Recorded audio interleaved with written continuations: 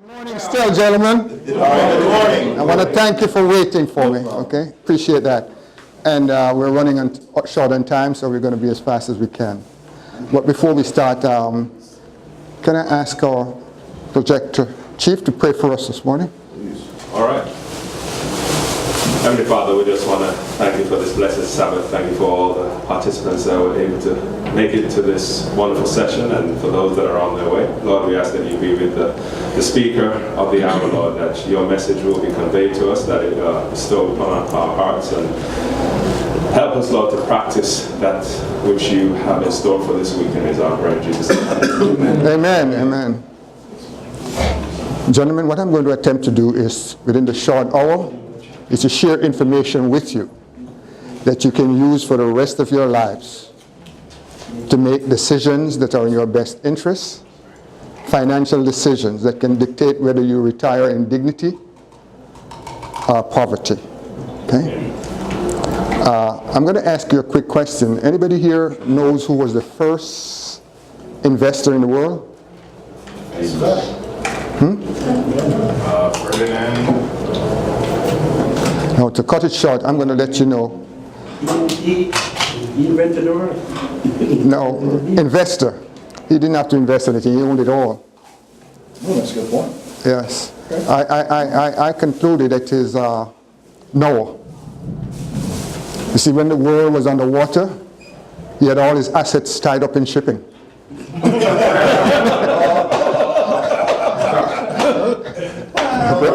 Agree with me? Yes. We're going to teach you how to make sound financial decisions.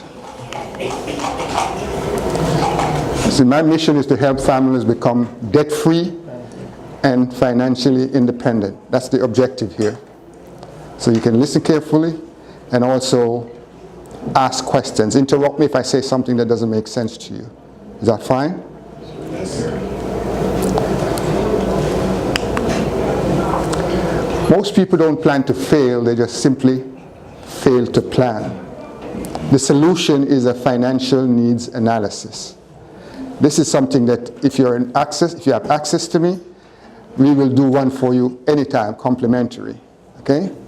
It is customized for the individual, it's confidential, and as I said, it's complimentary.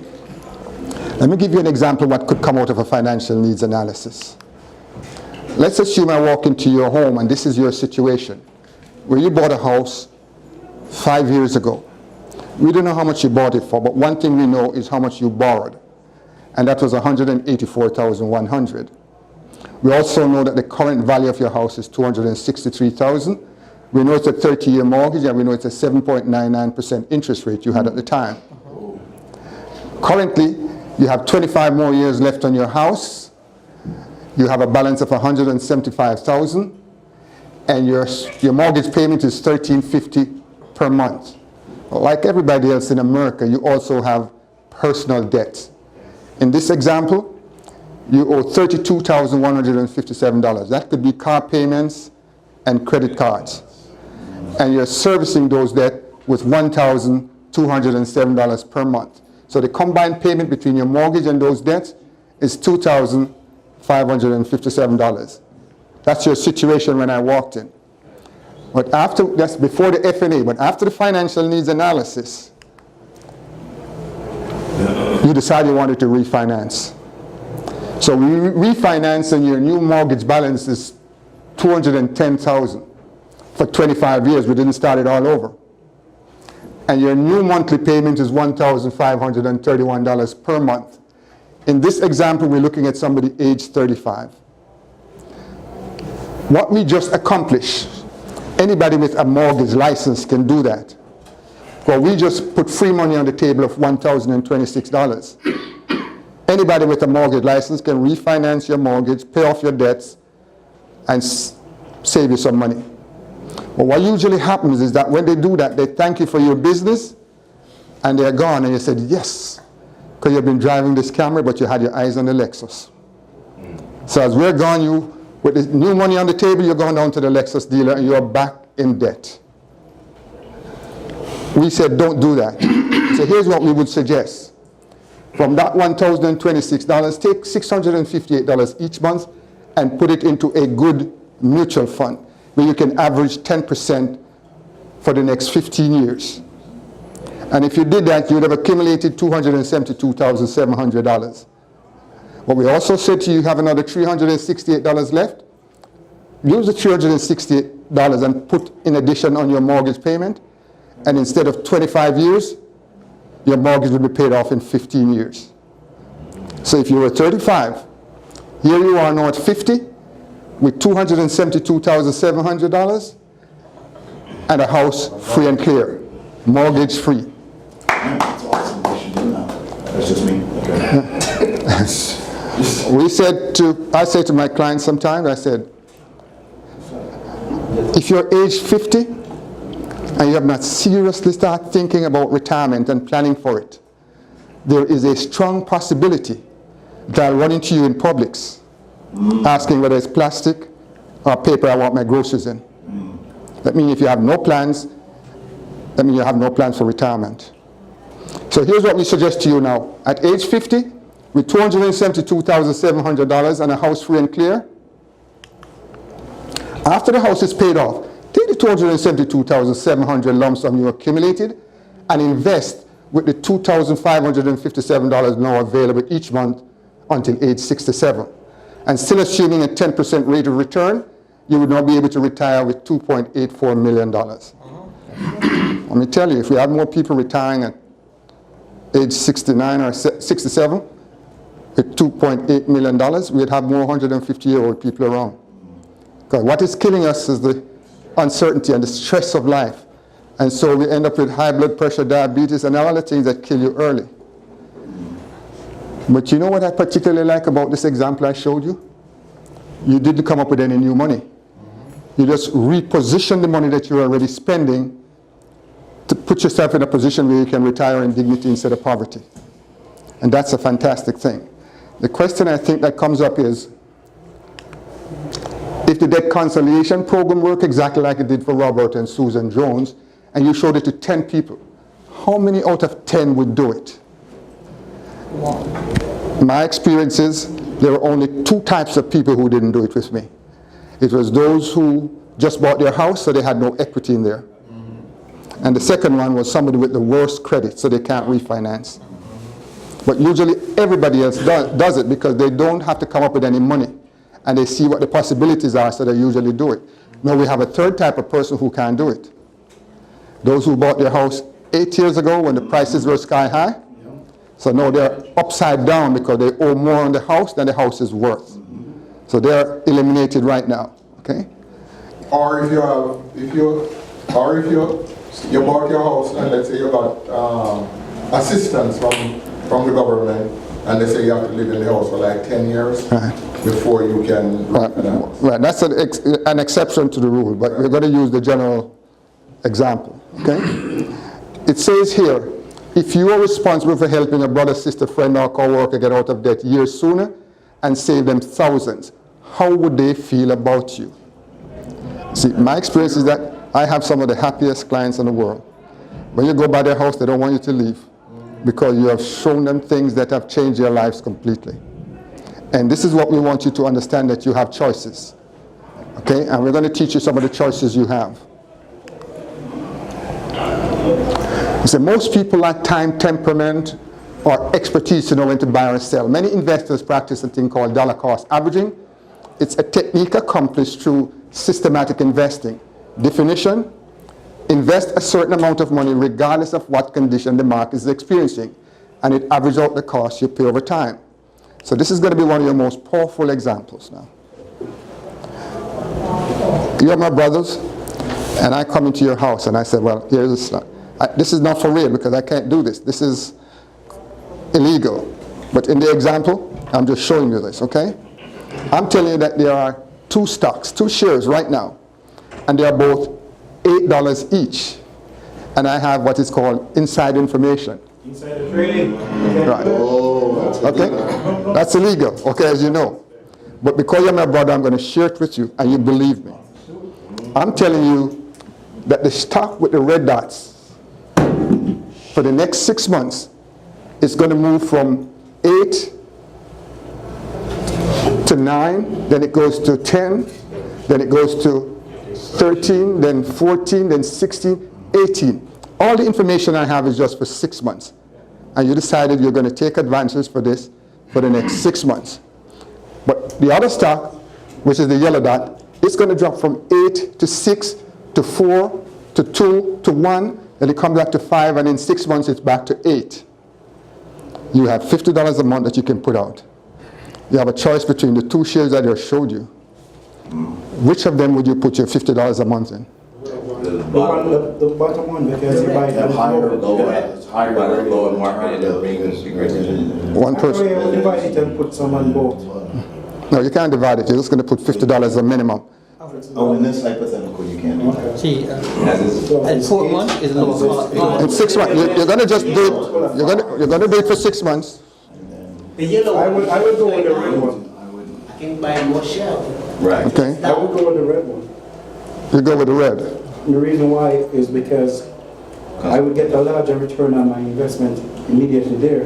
Okay. But with the difference is depends on how much. After 6 months, you're going to stop. I'm going to stop. Right. I'm gonna put Take your money out. my money out. And more. The yellow one is going to continue, right? That's No, both of them are going to stop after 6 months, same time.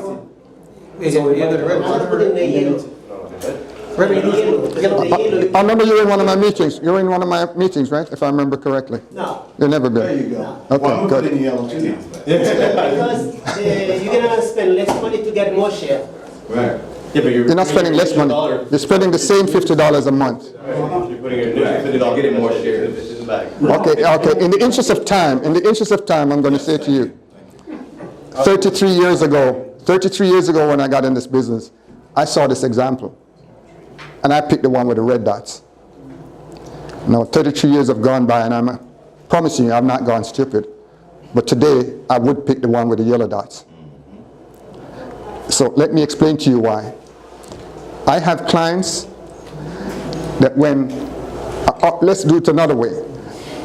Most people that I know that have attempted to invest, particularly people of color, and if they put their $50 in here, and it dropped down to $6 per share, they call you, they want out. They're selling at a loss. My clients, when it goes down, they call me and said, so Holness, the stocks have gone down. Can I put in more money? And that's because of education. So we're sharing you that information. You see, when you put the $50, let me show you the example then, right away. Example one, the one with the red dots. Every time you put $50 out, you're purchasing less shares because they're more expensive. While the yellow dots, you're purchasing more shares because they're cheaper. So in 6 months, the one with the red dot, you'd have accumulated 24.90 shares. You spend $300, and if you sell it, you make $148.20. The one with the yellow dot, you accumulated 76.67 shares. You spend $300, but if you sell it, your money more than double. You have $613.36. So it's $300, $50 each month? No, $50 each month. Right. So over the year, you spend $300 each. So, But this is the result. go back to the example. But what if you don't put $50 in the red dot? In the red dots, Yeah, let's say you only put it at the beginning. I want to show And you you let it ride. you put $50 a month in the red dot. Right. So this is the total amount you'd have accumulated in 12 months in shares. Because you see, you're buying shares every month, which is recommended. There's another option though, in that same example. Yes. What's that? And go back to it, let me show you. That's right. It's a stockbroker. I'm not a stockbroker. but He stayed at a Holiday Inn. So, if you have 6 months, right? Right. And for the first 3 months, the return on the We don't have that example. We have a choice because the minimum you can put is $50 a month. Follow me? And you make a choice which of them you want to put it in. And it's gonna stay in for 6 months. But 6 months, you're going to leave it there for the 6-month period, $50 a month. Don't change the hypothetical situation. Okay? Come on. So right now with what you do know, if you had a choice, and one choice you have, It's yellow. yellow. Right. Because the other way, you're not going to be as victorious. Or when it got down to $1, that's when you purchase so much shares for $1. Yeah, that's true. Right. I remember it came back. Right. You see, there are times, okay, there are times when I actually hope that shares will drop. Right. You know, like right now I have some information to buy a particular stock. It used to be in the 30s. Right now it's down to like $9 something, but I understand they're going to purchase another company and it's going to go up. So I want to buy 1,000 shares, but they're at $9 and I'm hoping it will go down to about $7. I purchase more shares. Making sense? Right. 30 years ago, these are some examples. Stamps were like 5 cents. A loaf of bread, gallon of gas was 31 cents. You know, I lived in New York and gas moved from 31 cents to 33 cents. And they blocked every street in Brooklyn. 2 cents. 2 cents. Now we wake up in the morning, it's going up by $1, you just line up and buy it. Okay? It's shocking. A new car, minimum average income. The thing that has not changed is the average bank interest rate. I got a thing in the mail offering me 1.5% on a CD, but I must have a minimum of $100,000. And I said to my wife, I'm glad this is a letter, because if the guy was standing in front of me, there would have been an altercation. Because that's criminal. You understand? CD was good many years ago when I was working. 30 years ago, CD was good. That's the one. You know what CD stands for? Certificate of deposit. A certificate of disappointment. Okay?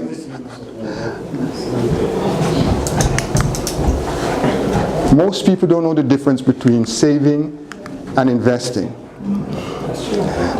When you save money, it is officially considered a loan to the institution you're saving in. And that's why they can pay you interest. And they'll pay you as small an interest as they can get away with. That's why they're paying 0.5% and some less than half right now. That's the only way you make money when you save, your interest. When you invest, you make money 3 ways. Because when you invest, it's no longer a saving. What you're doing is purchasing ownership in companies in the form of shares. And so at the end of the year, the company makes $20 billion in profit. And because you're one of the owners of the company, because you own shares, they decide they're going to pay dividends to their shareholders.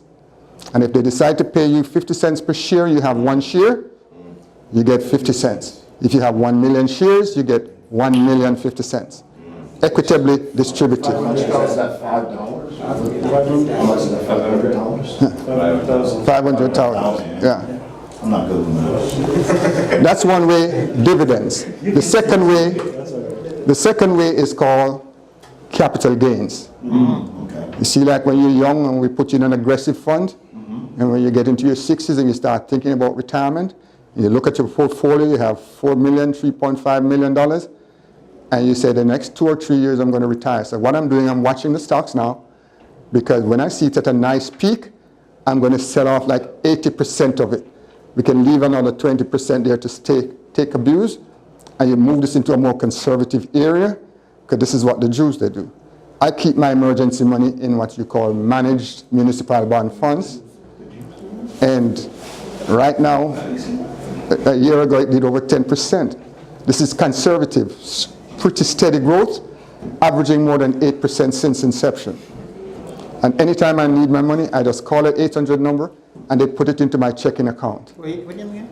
Managed municipal bond funds. Did you say that's what the Jews do? I just want to clarify. Yes. Okay, all right. They put the money into more conservative areas, you know, and then every quarter they draw down and pay the maids to come and bathe them, you know. Oh, wow. Okay. A lot of information. Right. Okay. So that's the second way you make money. Capital gains, dividends. The third way is called appreciation.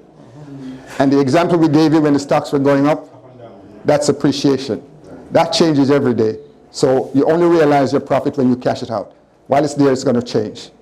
So you have capital gains, dividends, and appreciation. 3 ways. And you only make money 1 way when you save. And yet everybody tries to save because it's safe. No. Well, let me tell you this as an example. There is no greater risk you can take than putting your money into a savings account or in the bank. Because anywhere you put your money, that your return is less than, say, 4%, you're getting poorer. And the bank makes it Because as the value of the money goes down. Right. You see, if you have 10,000 today, and there's certain things you can buy with that 10,000. But 1 year from now, the cost of living has gone up by 4%. So if you make 1% on your money, I've lost 3%. you have lost. You can't buy the same things again. And to stay alive, you either got to have a second job and die soon, or you. You know, you're right. You know, putting money in the bank to save it. That's guaranteed. That's the greatest risk. See, the bank putting money in the saving account of the bank make 24 to 25% interest on the money and give you less than a percentage. Okay. Every time you watch sometimes these programs and see so many people showing you how to invest, and then you realize that they're stealing your money. Okay. Well, I don't know. I can't argue on that. I'm not certain. You watch the program and a lot of people are there. You have a few dollars and you're trying to invest it. You don't know much about it. Yeah, well, I stay away from that. So who would you recommend people go to different to? Any company you're going into must be regulated by the government. You follow me? That means they have to operate under certain regulations. Not no get rich quick thing. Okay? I'm very flippant, so I just simply said, poor people save money, rich people invest. That's a fact. You cannot save and become wealthy. You got to invest. Let's see how money works. The most important concept about money is the rule of 72, compound interest. Yes, young people listen up. Have you ever heard about the rule of 72? Yes. Yes. Okay. It's a mathematical formula. It says if you divide your interest rate into 72, it will tell you how long it takes for your money to double. So like one of my clients called me to go talk to his mother. She just retired from the hotel and they gave her a lump sum of money. And she went into the bank, which remains nameless, with this bulk of money. And the bank manager said to her, because you're such a good customer, instead of the regular 0.25%, we're going to give you 1%. And she was excited, she's special. And she puts the money there until her son asked me to go talk to her. Now let me ask you, if you leave $10,000 in the bank, and because you're special, they gave you 1% on it, how many years would that $10,000 take to become 20? It's like 72 million years. 72 years. Oh, 72. That is at 1%. If it's a 0.5%, don't bother calculate. Okay? 140 years. And that is where you go put your money because it is safe. That's guaranteed poverty. I avoid them. I only use the bank to pay bills, nothing else. Because if you don't understand this, your money can outperform your working abilities. Follow me? It will outperform you every day. So you got to put your money to work for you, or you will work for money for the rest of your life. Reach. Here are some quick examples. If you make 4% on your money, it takes 18 years to double. If you make 6, it takes 12 years. If you make 12%, it takes 6 years to double. I particularly like 12%. Okay? If everybody here is 29 years old, I love it. You just leave a one-time $5,000, and one person puts it where they make 4, one puts it where they make 6, one at 12, and we're going to go from 29 to 65. Let's see how that 5,000, just leaving it there, would perform. At 65, at 4%, you'd have 20,000. At 6%, you'd have 40. At 12%, every 6 years it keeps doubling. By the time you get to 65, you'll have 320,000. I love 12%. We're using now a $200 monthly investment for 35 years from age 30 to 65. $200 monthly. If you make 3%, you'd have 116,500. 6%, you'd have 200,900. 12%, you'd have 698,992. Now I overstepped the boundary. I put in another figure beside 12. Because when my daughter was age 3, we started her college education fund, and by the time she was 18, it was averaging 18.3% per year. Didn't do that every year. There's all 1 year we lose all 22%, but 1 year we make nearly 40. You follow me on it? It averaged out to be 18.3%. So if you average 18.3% 18% on your money, the same $200 a month, you'd have $2,822,717. So what vehicles today will yield a 12% return consistently? I can't discuss it, but I'll show it to you when you sit with me on one-on-one. No obligation. I have, as a matter of fact, I have a mutual fund right now. Just no name, just an example, because I haven't given you the necessary documents to be able to discuss any. But I have a mutual fund that in 2014 or 2015, in 1 year, did 44.8 something percent in 12 months. If you had $1 million there, you'd have made 400. Let's talk afterward. Okay. So, I know all of this is hypothetical, but what happens? Are you saying there is actually something that exists that would give us an 18% return on our investment? He just said 44. Yeah. 44? Yeah. In 1 year. But I'm just saying, that same fund. I'm talking about that. Yes. Right. I'm saying to you right now. I'll be able to show. 1 minute, gentlemen. I'll show you fund that did 40 something, but I also show you since it started in 1983, it's averaging like it's 12.8 something percent per year. You follow me? All right, just go sit down. That is good investment. This business card. Did a company, I don't know if you call it company name, right? The company do like 12%. I don't know if you should call a company name, but I don't know. I appropriate the card right now. But No, I won't do that, but you can always talk to me, you know. I'm going to give you your first little test because you've been listening to things. You want to know that it is registering. You're walking in the mall. I'm just using a ring because it's permanent diamond, gold, and all that stuff. And you spot the most beautiful ring. You just fell in love with it and decide you want to own this ring. Walk into the store. You were shocked to find the price was just $2,000. Because they tell you they're having this special thing running now, where that you're going to get a 36-year guarantee, and then after the 36 years, they're going to give you back your $2,000 and you keep your ring. If you're not here, whoever in your family you want to get that money, it's going to go to them, but it's backed by the federal government. You couldn't believe it. You jump for your credit card, and the guy said, hold on, don't pay me yet. That's option A. The same ring under option B, he said you could pay $1,000, still get the 36-year guarantee, but you get nothing back. Money is no obstacle. You can comfortably afford the $2,000, but you have a choice whether to pay the $2,000, get it all back and keep your ring, or pay $1,000, get nothing back and keep your ring. Which of the two choices would be? Right? I would say B, because you take the difference between 1,000. Okay, hold on. Let's hear. Let's hear. I think 2,000, you get 2,000 refunds since the time 36, like it accumulated, change the cost of money is different, cost of life is different, so money could have gone up. So your choice would be? I'm going with A. Wait a minute. You're gonna get $2,000 back. Right. Next. All right, so I would take the difference between the 2,000 and 1,000 and invest it.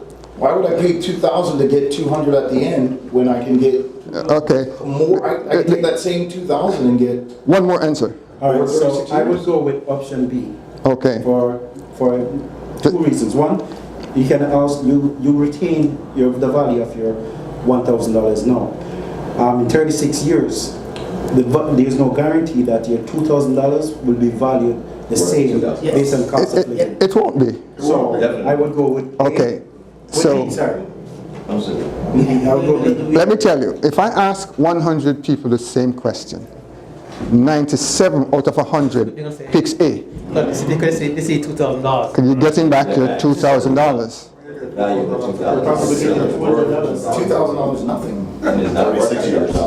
I am reading a money magazine in 2016, and it said in bold prints, 97% of Americans born 65 years ago is either dead or dead broke. Facts. I turned the page and a lady writes an article, and she's saying only 3% of Americans can walk into a restaurant anytime and pick up the menu and just go down the left side until they see what they want and just order it without even glancing on the right. She said the other 97 start on the right where the prices until they come to a figure they can afford and they see if they can swallow what goes with it. That's how terrible it is. We'd like to change that 3% to at least 10 who can order what they want without a concern for price. See? B is the better housing, but you had one extra $1,000 left in your hand, like they said. If you took that $1,000 and just go put it in your credit union where you could make 6%, and after the 36 years, you'd have, pay close attention, you'd have $8,624 and still have your ring. Agree that B was a better choice? Yes. So that's what we're trying to make you think every time you have to make a decision out there. Start thinking of a lot of stuff. Yes. Here's one other thing. What if instead of 6% you were able to make 12? How much more would you have? 17,248. Okay, I see you're a math genius, but it's not correct. Because here's what you must think of every time you're going to make a decision. You remember the rule of 72. Money invested at 12% doubles on itself, compounding every 6 years. So at 12%, you'd have $73,592.49. You see why I thought I love 12? Okay. If you had put it in the bank, and they gave you anything from 1 to 3% in the good old days, and they take your $1,000 and they start lending it back to you and other consumers in the bank on a credit card. I'm going to homes where people are paying 29% on credit card. If all the average was 18% on it for the 36 years, they'd have made $621,341.34 on your $1,000. You see they open up on every corner like gas station banks? Everywhere there's a bank now. And so they even send you thing in the mail offering you a toaster if you come and open an account with them. And they keep all the bread.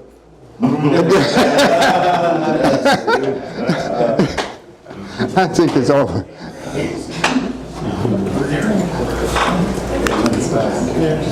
Gotta go.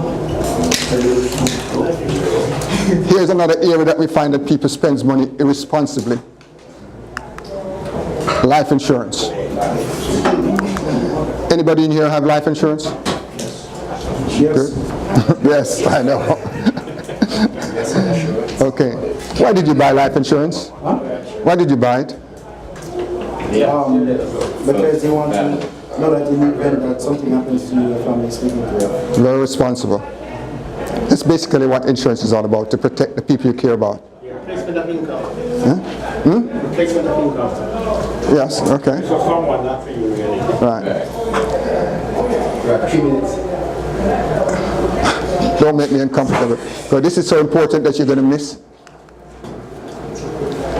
I bought life insurance. I remember insurance agents came at us like flies when I used to be a practicing architect, because they figure you can afford a product. And just to get rid of them, I decided I was going to buy an insurance policy. I didn't know if I needed, I didn't know anything about insurance. But I sat down with an agent and he worked out $50,000. I was in my 30s, early 30s, and it was going to cost me $50 a month. And I was ready to buy it because all I wanted to do when they called me again, I said, I already have it. But the guy continued talking and he's telling me that if I should die tonight, they'd pay the $50,000. I get suspicious of him because I couldn't figure where the $50,000 was coming from. All I'm giving him is $50. So I told him I had to think about it. After that, no insurance agents could come close to me because I thought they were all crooks. But the time I decided to buy life insurance, I literally called the company. And the lady puts me onto an agent, and the agent says, Mr. Holness, the earliest I can see you is Thursday at 4:30, and today is Monday. And I said, no, sir, no, put me onto somebody that can see me today. And he became suspicious of me because he figured I just left the doctor's office, and the news wasn't good, you know. But he said if he had to see me today, he would not be able to get there until after all his other appointments were finished. So he came to my house at 9:30 at night. And I was sitting up waiting on him. Nobody has stared at me like that since, because he was certain he could have spotted the terminal illness. But there was no illness. You see, sometimes we make decisions based on experiences we have. And my experience was, when I was a young man, I played tennis almost every opportunity that it presents. And so I cultivated a friend that lived 2 houses from me. We're living in a professional community. And I remember him driving out. He's an engineer. Monday morning. Tooted me, and then I went to my job because I'm doing architecture. Came out the evening, driving to my driveway. I said, my God, he's having a party. He must have forgotten to mention it. I got out my car with my greedy self, hoping I'd get a chicken leg. And I walk into, I saw this young lady crying her eyes out. So I'm saying to her, what's the problem? She said, you didn't hear? I said, what? She said, George is dead. I said, you're crazy. I saw him drive out this morning. What do you mean he's dead? He said, on his way to work, there was an accident. The drunk driver lived, and my friend died. When he died, he left a pregnant wife, 6 months pregnant, 2 older kids and a mortgage that could choke a cow. That never bothered me because I actually watched him fix the room up for the baby that was coming, and he was never going to see the baby. We buried him and I thought that was closure. But 6 months later was when the real tragedy came. Because the bank came to forcefully move them out of the house. And the relatives who came to help, no single family member could take the entire family of 4. So the 2 older kids went to 2 other family members. She and the baby went to 1.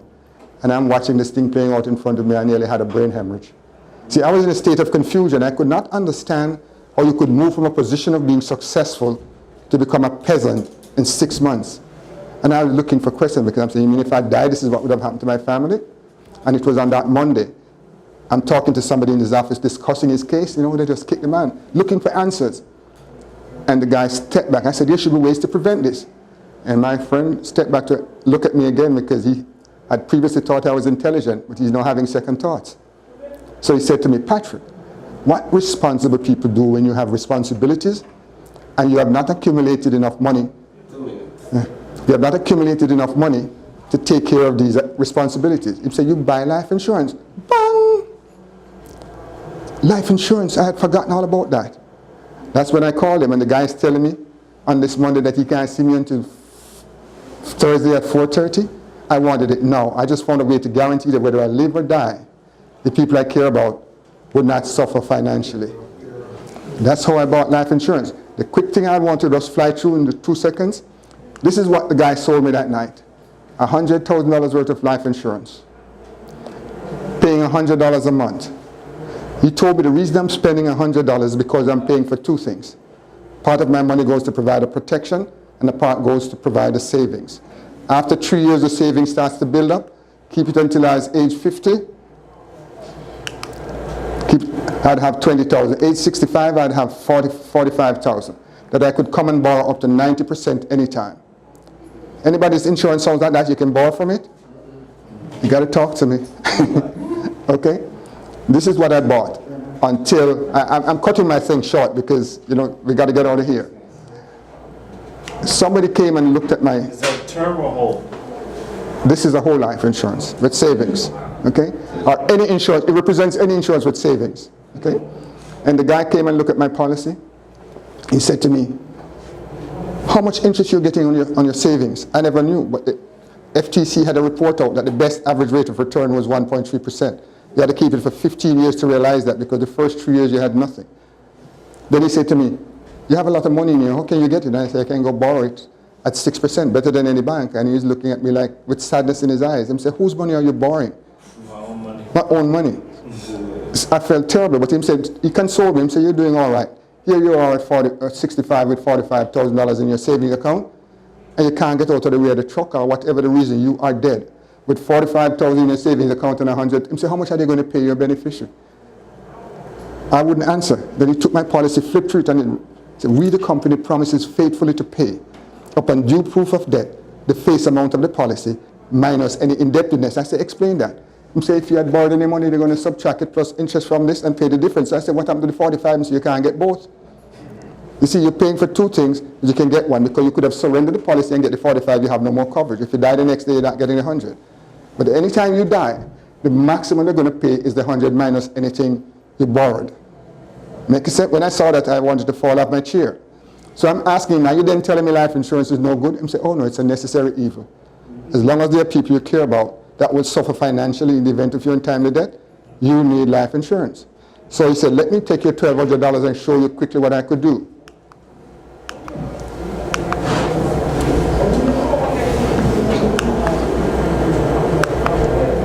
die, you lose your savings. Okay, they take my $1,200 budget, and he's telling me that at age 31, he could have given me $250,000 worth of coverage for $30 a month. I thought he was crazy because I was paying $100 for $100. He's going to give me $250,000 for $30 a month. So I said, how is that possible? He said, this is life insurance in its original form. It's called term. This is what informed people, people who is in the know, people that are rich. This is what they buy. You understand me? In adequate amount to protect their family and protect their assets that they have. It's called term. In the beginning, insurance never had savings. It was pure protection. Term, your health insurance still doesn't have any savings. Your auto insurance still doesn't. Life insurance never used to. Until insurance companies see bank take your money, give you 1% and charge you 18 to borrow it back. They say, well, we're not other savings here. Keep it when they die. Okay? So he said, this addresses one problem, dying too soon. He said, there's another problem when you have lived your working years, and you must now rely upon what you have accumulated over the years. Then say, I'm going to take the other $70, put it in a good mutual fund. If you average 12% on it, by the time you're age 65, you'll have $402,700, spreading the same lousy $100 a month. If you had a choice between the one that had the savings or buy term and invest the difference, which would you prefer? This one? Every day. That's what I do. Okay? And it says high coverage, low cost. If you die, your beneficiary gets both the coverage and the investment. Potential for higher return tax-free. It shows you don't need to borrow your money. You take out no effect on the insurance. Consumer Reports has long recommended term insurance as the sensible choice. Maybe what you should buy, but it's not what the industry is most eager to sell you. The industry has engaged in questionable sales practices that have abused policyholders. That's why Consumer Report has not rated cash value policies for this report. Most people would fare better buying a low-cost term policy and investing the substantial savings in a portfolio of mutual funds. The wisdom of the ages: in labor, there is profit, but mere talk leads only to poverty. That's my information. I can be reached anytime just to ask questions. Anything at all you want. Did you learn anything here today? No business card? Do you have a card? No business card? Not on me.